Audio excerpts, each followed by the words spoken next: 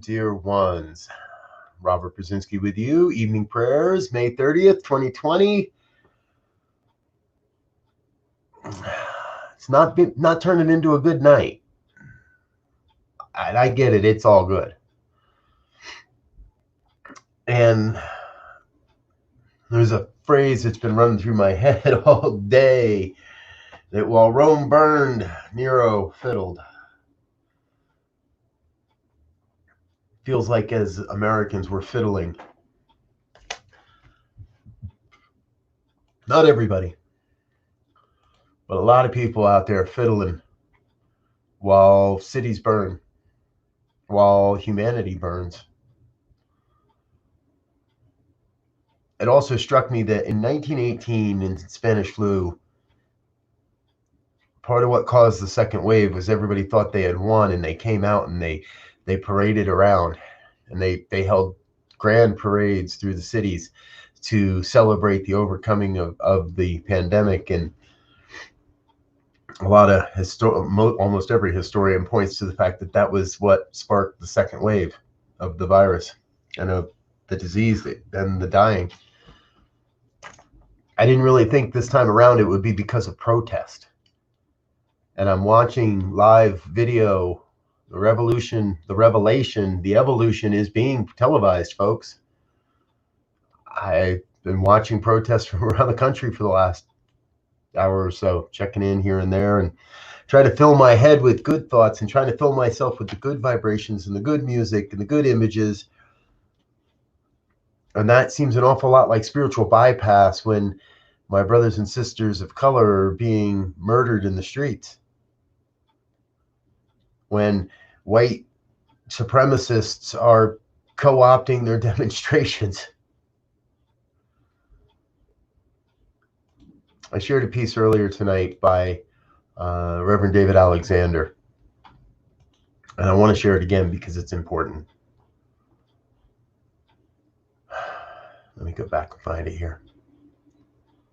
It is the appropriation of rage.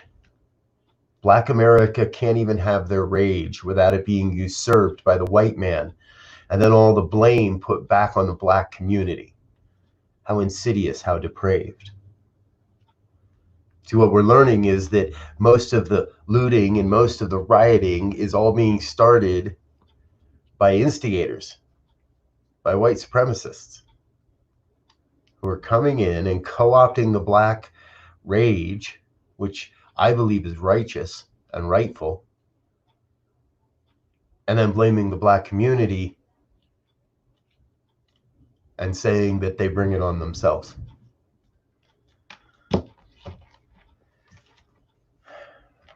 I've been in these conversations all day long in so many ways, and great ways, and recorded a couple of really great podcasts with my dear friend Reverend Elzia.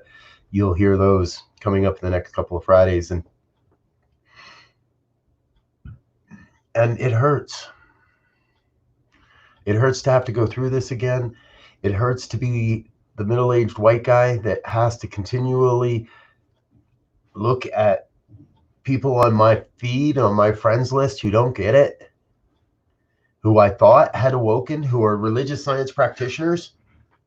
Those of you holding a religious science practitioner license and spouting off that this is their own fault and blaming the black population for the rioting and the protests that are happening, well, you're on my list of people to watch. Because I have to do something. We all have to do something. Every one of us has to do something. Now, tonight's program is around prayer, and prayer is a very, very important part of all of this. We have to shift our consciousness. We have to shift our believing. We have to shift our perspective of what's happening. And that's what we're going to do, because I'm in a place of my humanness right now, watching what's going on in our cities, watching how black outrage and anger, again, which I believe is righteous, is being co-opted by white thugs and partiers who want to do nothing but create havoc and instigate violence. You can see it. So I got to pray about it, because Nero fiddled and we pray. We do the work in consciousness. We do the work in consciousness first, so that we may see and experience different in form. That's the way the law works. We change our belief in consciousness and trust in absolute faith, because this is the law, that word will then take on form according to divine universal principles. So tonight I pray for safety. I pray for safety, everyone that's out on the streets trying to be heard. I pray for safety for everyone out on the streets that believes they're doing their job protecting a city. I say a prayer of safety and understanding for everyone that seems to be in conflict or feels that they're in conflict this evening, who feels that violence is the way, because we know the way is God, and we know that God's way is peace. So I invite you to join in a moment, closing your eyes if you feel comfortable. Join in a deep knowing and a deep recognition that God's way is peace. That the way is peace. And what I know is, I know right now we are seeing the last dying gasp, the last breath of a racist, systemic racism. We are witnessing the death of systemic racism in this country. For the people are standing up all over the country saying, and no more, enough is enough. I am George Floyd. You are George Floyd. Together we are all one. Together we are an expression of this oneness. And so we have within us the ability to express that oneness through peace, through love, through understanding. And sometimes the muck and the mire of the human creeps in. The old belief patterns reach out for one more Hail Mary. And there is this clarion call where humanity awakens and shifts and says no more. And we're in the midst of that right now. It is not an immediate shift. There is no magic pill. I do not have a magic wand that I wave, but I know that through the power of these words, we shift consciousness. Each one that stands in agreement with this prayer, each one that stands in agreement with this truth, that together we are shifting the prayer, we are shifting the consciousness, moment by moment, individual by individual. And as the consciousness shifts into something new, then the form must follow, then the expression and the experience must follow. So I stand in a place of saying no more. This is it. Tonight's the night. Tonight is the night when white supremacists across the planet awaken to their own folly, to their own misuse of the law. Tonight is the night where the voices of Black America are heard and recognized and honored. Not for something Martin Luther King said, not for something anyone has said. But tonight is the night that America stands and says enough of the racism, and casts into motion a new demonstration, a new way of expressing on the planet, a new world, a new acceptance that truly and deeply we are one. Truly and deeply we are one.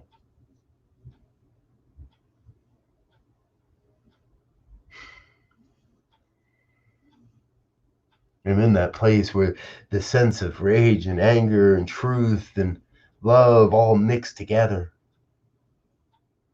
For the humanness is outraged, not just by the act, not just by the abuse, not just by murder, but by the defense of that murder, by the justification of that murder, by the quick and easy ability of so many to change the topic, to move the discussion, and so many in the name of spirituality. What I know is I know the truth, and I claim for each one here to recognize the truth, to turn within, to look within, and to allow God to express that truth, whatever it may be. And see, I need not try to convince or change anyone's mind, for I trust that those that abide in God, those that listen for the truth, hear the truth, and need not be convinced of anything different. I'm in complete assurance that there is an emerging vision that's happening on this planet. Something new is coming forth. Something new is coming online. And we're letting go of the old. We've been praying about it for years, and we're praying about it so hard in the last 2 months to experience this new transformation. And this is part of it. The systemic racism in America must end. It must dissolve back into the nothingness from whence it came, so we may build a new experience of brotherhood and sisterhood, a new way of recognizing how deeply we are one. There is a crumbling and a dissolving of the consciousness inherent within law enforcement across the United States, and that too must come under. That too must fall. For that too no longer serves the evolution of humanity, the militarization, the way we have built the law enforcement community, and the consciousness inherent within that community is no longer serving the evolution of human consciousness. It is apparently, it is right in our face how incredibly apparent this truth is. It is time to build something new. It is time for the old to dissipate and the new to rise up and say, I shall serve in this way. So I claim for each one here a deep sense of hearing the soul's call and listening to the soul's purpose and saying, here too I shall serve. Whether that is in protest or in consciousness in prayer, whether that is a simple non-violent act of standing on a street corner with a sign, or inviting someone to dinner, or just picking up the tab. What I know is I know we're all in this together. We're not all in the same boat. We're all in this together, this evolutionary expression, this evolutionary experience. And while I am not happy at how it appears, I know there must be good in all of this upheaval this evening. Across the cities of this country, I claim peace. And I claim communications. And I claim safety. Because together we are stronger. I claim safety and peace for each one that is out in the world this evening, so that tomorrow we may have a greater discussion. So tomorrow we may look each other in the eye and recognize the divine in everyone we encounter, to be able to see the face of God in everyone, everywhere.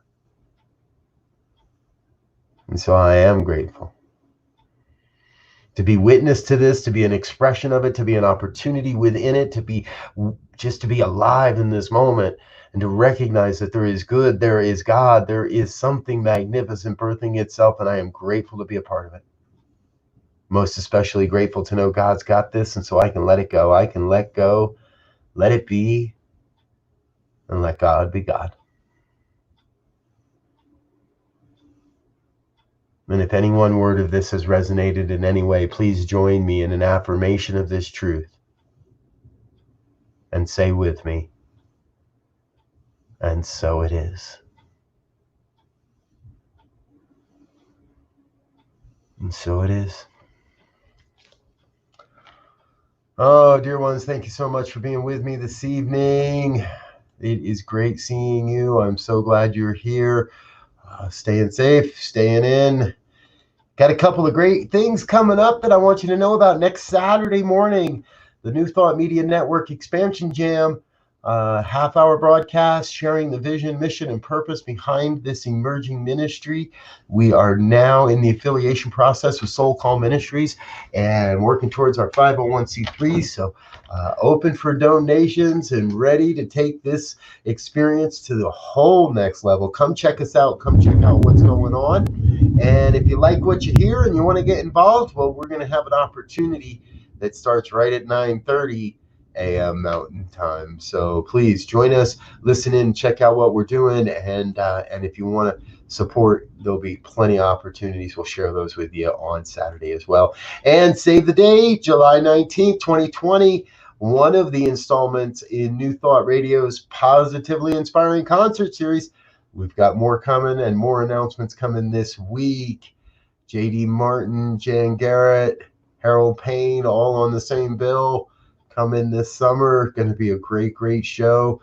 Mark Oblinger, Lisa Bell, and Janice Kelly, all on the same bill, working together, coming later this summer. It's going to be a great summer for music, folks, no matter how we do it. So plan now to join us on the 19th, and I would love to see you next Saturday on the 6th. But if not, I'll be back again tomorrow morning, 8:15 a.m., morning prayers for the last day of June. I love you, dear ones. Peace and blessings. Have a great evening. Be safe. Be loved. We'll talk soon. Until then, bye now.